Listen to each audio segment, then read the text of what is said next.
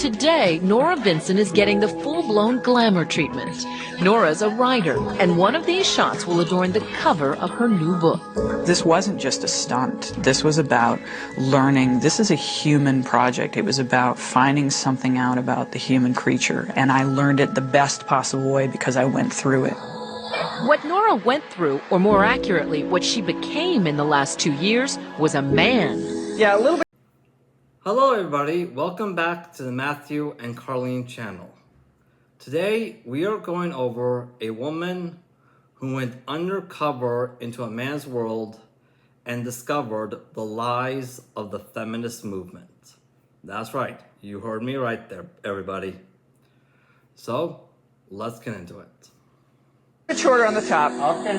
No, Nora didn't get a sex change operation. She did it the old-fashioned way, with acting and a disguise. At 5'10", 155 pounds, and wearing men's size 11 shoes, Nora was a natural.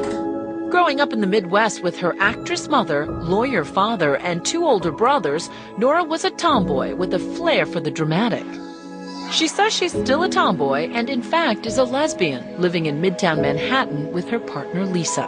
I think we can work with this. Her transformation into the guy she calls Ned begins with a buzz cut, baggy men's clothes, and a too small sports bra to flatten her breasts.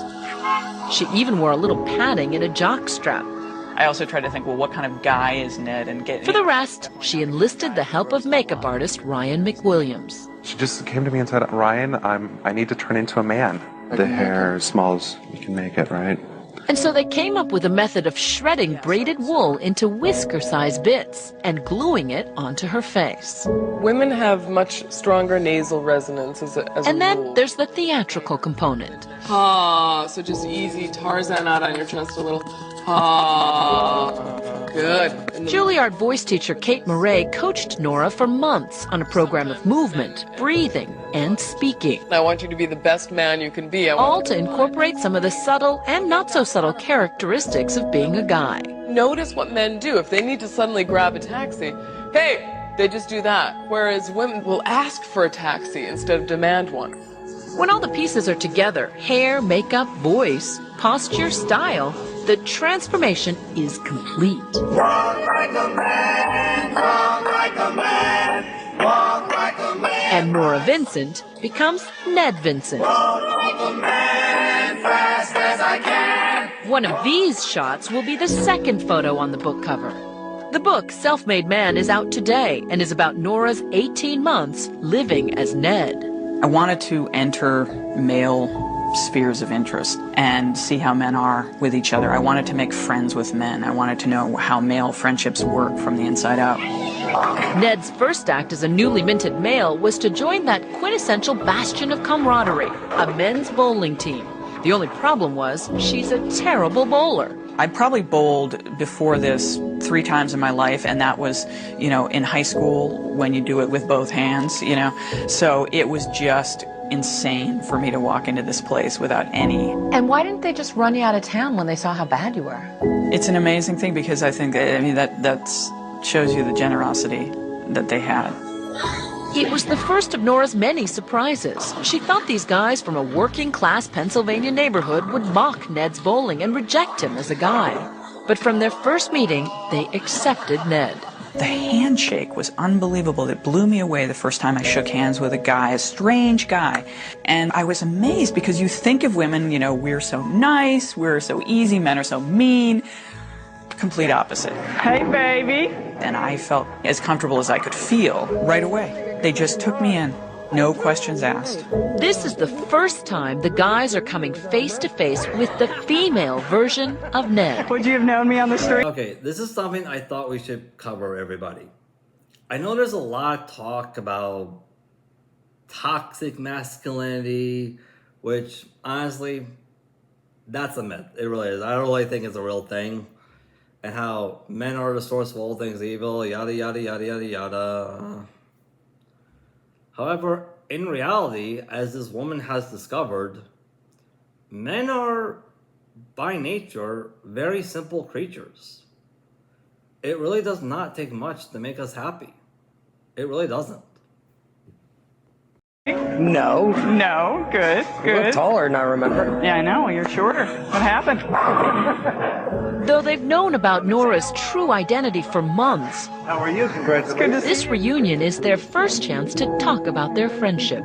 But you guys had said that wasn't there that game that, you know, the person who didn't make it to 100 had to wear women's panties at the end of the season? And I thought, you know, I'm going to give you guys the shock of your life, and I'm going to wear The team had bowled together for 9 months, and gradually, Nora gained entrance into the inner sanctum.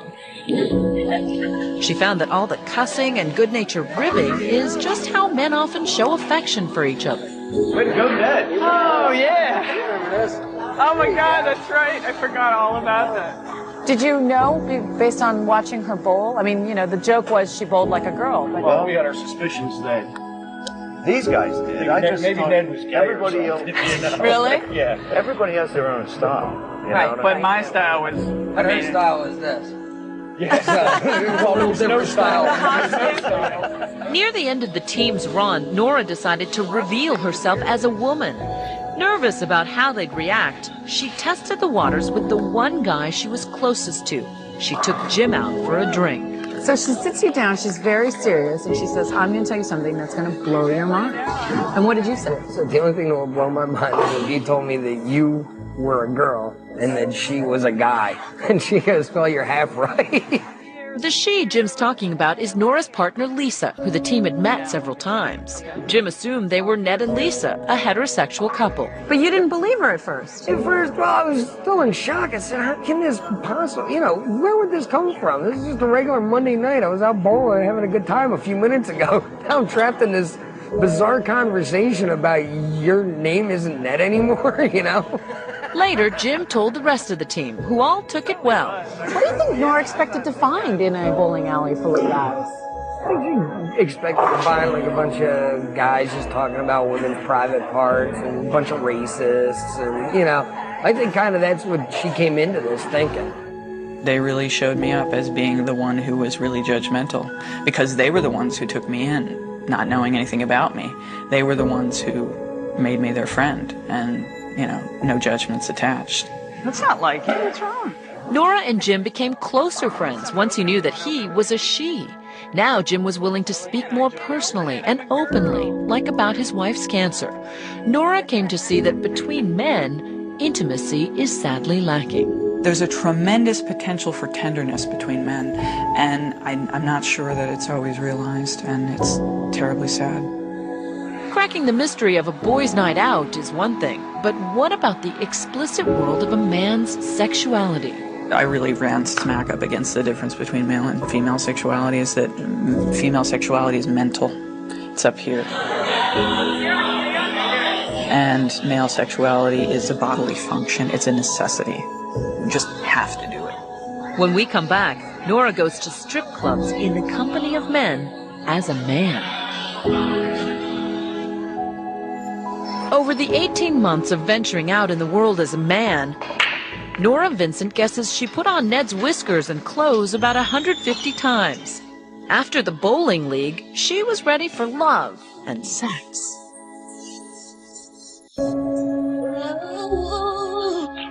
You went to a couple of sex clubs. What were you trying to get at? Well, at first I thought, this is sort of the quintessential guy thing to do, right? The bachelor party at the strip club. When I told people initially that I was doing this, they'd say, oh, you gotta go to a strip club.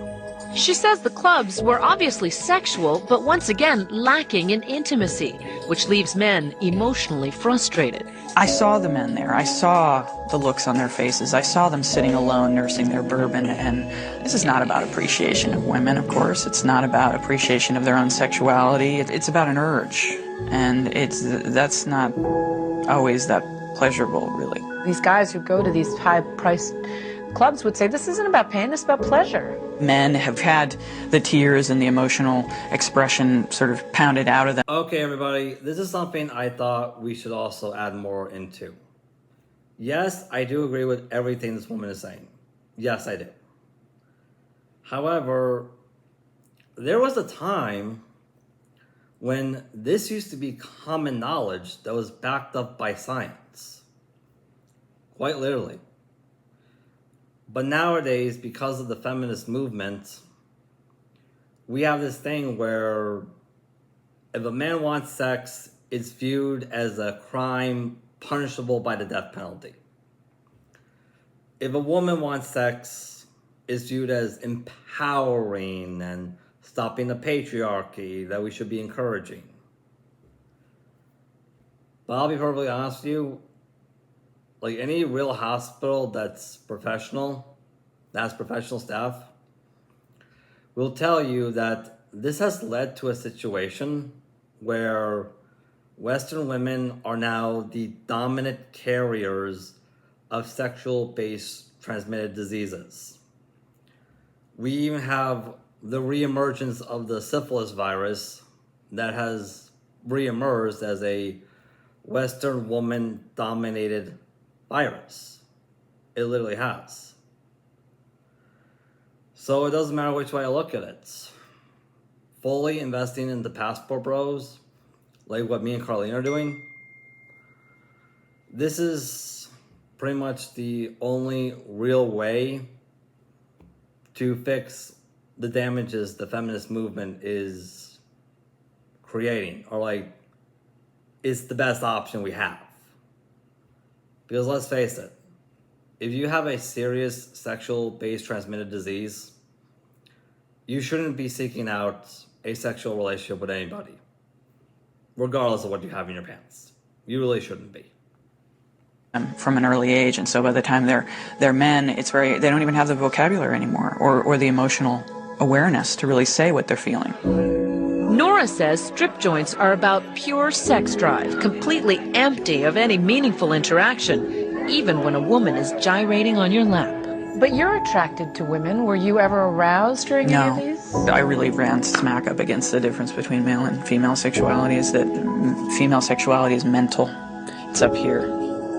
Whereas for men, Nora says, sexuality is, shall we say, below the waist. At its core, it's a bodily function. It's a necessity. It is such a powerful drive, and I think because we don't have testosterone in our systems, we don't understand how hard it is. So it never gets cold where you back in Australia? Throughout the project, Ned dabbled in the art of picking up a woman. Where'd your friend go? We went with him to this bar, wearing hidden cameras. This is my friend JC, I'm Ned. Nora was reminded that in this arena, it's women who have all the power. We sit there and we, just with one word, no, will crush someone. And the thing is, we don't have to do the part where you cross the room and you go up to a stranger and say the first words. And those first words are so hard to say without sounding like a cheese ball or sounding like a jerk or whatever else. And what do you guys do? Nora says the brush-off Barbara Jones gave Ned was typical.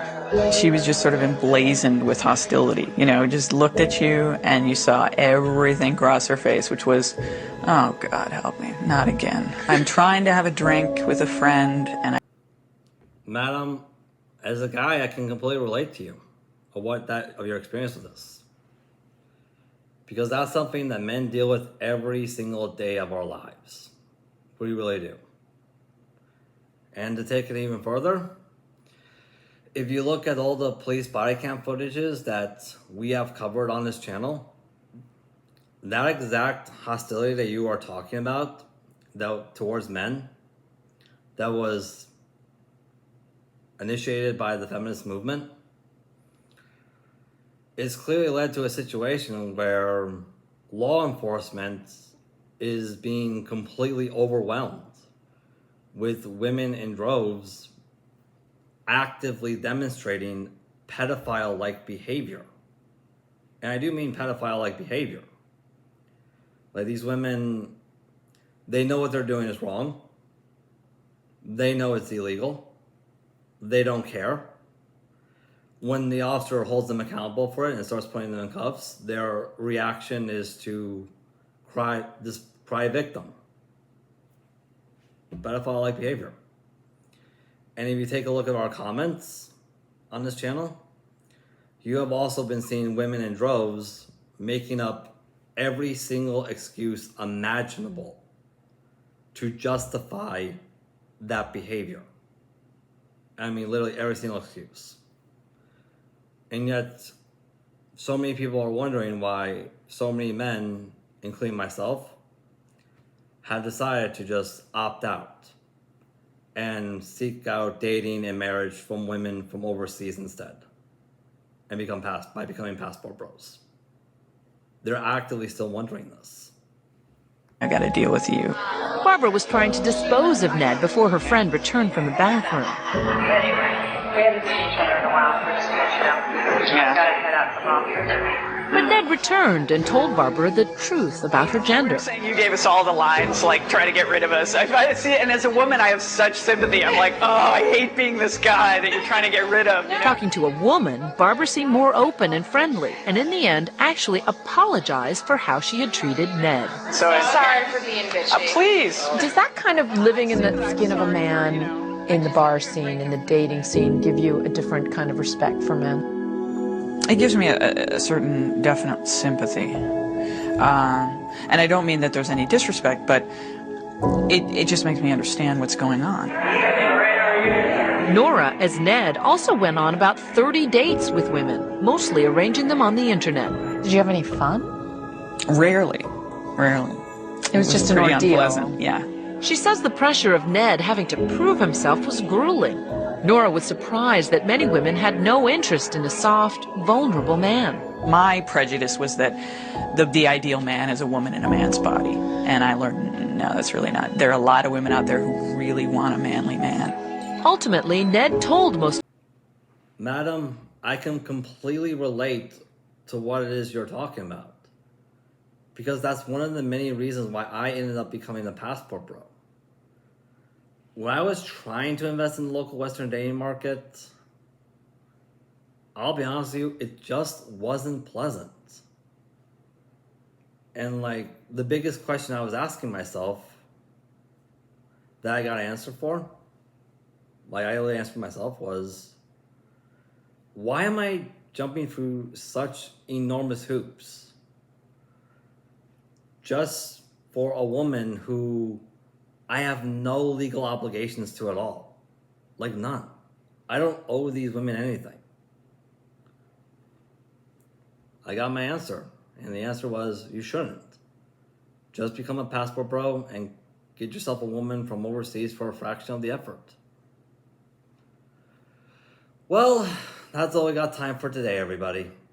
If you like this content, by all means, like, subscribe, hit that notification bell, leave a comment, look us up on Patreon. It really helps us out. It really does.